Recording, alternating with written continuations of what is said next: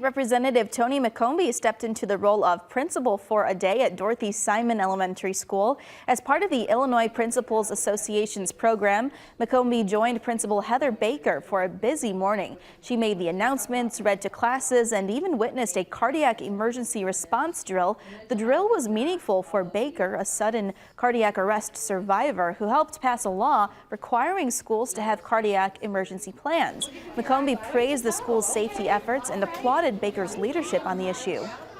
Our hope in showcasing that today is to stress the importance of being ready for a cardiac emergency, and I'm glad that one of our legislators was able to witness that, to then bring that information back to the rest of the legislators. It was important to see it. I've never seen it, never been in a school that even had it. So it really was eye-opening, and it just makes me a better educated voter.